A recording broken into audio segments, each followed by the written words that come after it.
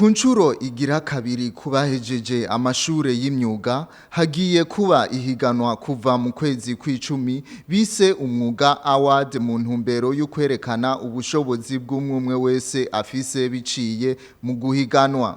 Mateso Faustin umuhuzabikorwa muri ico gikorwa aratwiganira ingene iryo higanwa ritunganijwe. Ibice bikuru bigize iri higanwa ku nshuro igira kabiri mu mwaka w'ibihumbi 2024 nuko ubwa mbere na mbere no munsi dutanguje icese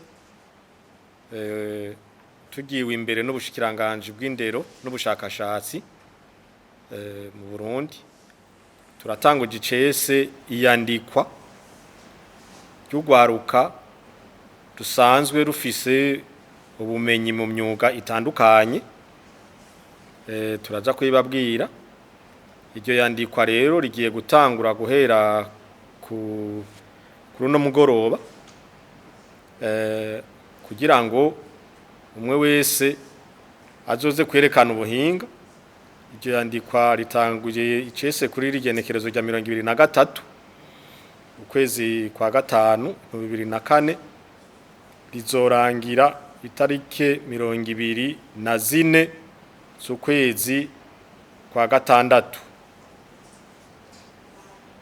Hanyuma intambuko igira kabiri bahejeje kwiyandikisha nuko tuzoca turaba abakwije ivyangombwa nabo ivyangombwa sibindi turaba ko arugwaruka rufise imyaka iri hagati ya 16 n'imyaka 25.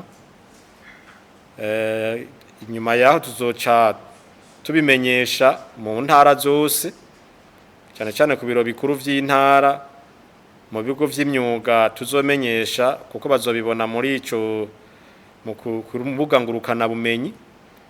Hanyuma tubagende kuraba abaronse amahigwe yo kuzokora ibibazo bazokora ibibazo inshuro kabiri. Ya mbere bazandika ivyo twita la theorie, inshuro ya kabiri baje bakora ibibazo vy'amaboko pratique. Hanyuma twe dufata amanota baronse tuyagirira icegeranyo muri ivyo bice bibiri bazoba babibereye. Tuzogerageza dusuzume neza abashobora kuja mwihiganwa rya nyuma ku rwego rw'igihugu. Uko kuntu rero tuzogerageza kubacagura nabivuze haba ku rugero rw'intara bizokorwa n'ibiro bikuru bijejwe byo mu ntara bijejwe indero nibo bazodufasha ico gikorwa cyo gutandukanya abiyandikishije kugira ngo tuzoronka abagira amahirwe yo kuza mwihiganwa rya nyuma ritegekanijwe mu kwezi kwa gitugutu uyu mwaka. Muri iryo higanwa ngo bariteze abatari bake nk'uko ku nshuro ya mbere bari bagitabiriye bikwiye. Iyi nshuro ya kabiri turiteze ugwaruka rwinshi ruziyandikisha kuko barabonye vyakozwe ku mwaka uheze. Nkuko mwabonye filme twaberetse ugwaruka rwinshi rwarashoboye kuza kuraba ivyo twariko turakora. Twarabimenyekanishije mu binyamakuru bitandukanye ku buryo bwinshi butandukanye. Ugwaruka rurazi ko hama hariho ihiganwa n'ubu baravyiteze turaronka n'amatelefone yabo timbe muzotangura ryari. Rero ubu turiteze ugwaruka rwinshi cyane ruziyandikisha cyane kuko bizokorerwa ku ntara.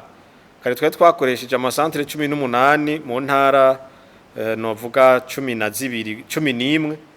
Ubu rero hiyongeye ku intara zitandatu twari dusanzwe tutakoreramo. Nkuko mwabibonye n'abajejwe indero muri izo ntara bose bari ngaha. Birumvikana ko tuzoronka ugwaruka rurenga 1500 turiteze hafi nk'ibihumbi 5. Ko no kubwira ko muri iyo mashure yonyene dukoreramo 18 ku mwaka dusohora ibihumbi 5. Cha wibaza rero mu ntara yose abazomenya iryo higanwa no kuvuga yuko bazoba ari benshi cyane. Ni igikorwa tuzokora mu bwitonzi ntangere kugira ngo ntihagire imyidogo ihaba ngo habe ukurenganya ubucankuriya. Mwabonye ko turi kumwe n'inzobere abarimu bafise uburambe bazodutoza ibibazo, tuzorondera ibikoresho tugende muri izo ntara kuko hari abo tuzoba twakuyemo nk'uwiyandikishije nabi, utatanze adresse neza, uwo acavamwo. Uwo turavye dusanze yiyandikishije afise imyaka irenze, uwo acavamwo. Kuko aho dusaba ibiranga umuntu no kugira tubone neza umwe wese aho tuzomusanga. Burikukiye Hermenegilde, umwunganizi w'umushikiranganje w'indero, yatanguje ku mugaragaro iryo higanwa ngo biri mu ntumbero yo guteza imbere ico gisata c'imyuga, babanje guteza imbere abayikurikiranye. Twari hano mu nama yugurura ihiganwa bahejeje amashuri yo mu mashuri y'imyuga. Ico gikorwa kikaba kibaye ubugira kabiri kuko cyari cyatunganijwe mu mwaka uheze. Twatanguje rero irindi higanwa ryo muri uno mwaka aho abahejeje amashuri mu mashuri y'imyuga bazoheza bagahiganwa berekana ingene barangura imyuga yabo. Ico gikorwa kikaba gitangwa ariko kikazorangurwa mu kwezi kw'icumi k'uyu mwaka. Intumbero nuko abo bahejeje amashuri y'imyuga bashobora guhiganwa na bene wabo, maze bakerekana yuko umwe wese afise ico arushije uwundi, afise ashobora kwereka uwundi. Ivyo bigatuma bamwe baheza ya mashuri y'imyuga babona kumbure ubuhinga bakwiye gukoresha kugira ngo bishobore kubashikana kwiterambere ubwabo, ariko kandi bishobore gushikana kwiterambere igihugu cabibarutse. Murazi yuko imyuga niyo izana inganda nazo akaba arizo zizana iterambere mu gihugu.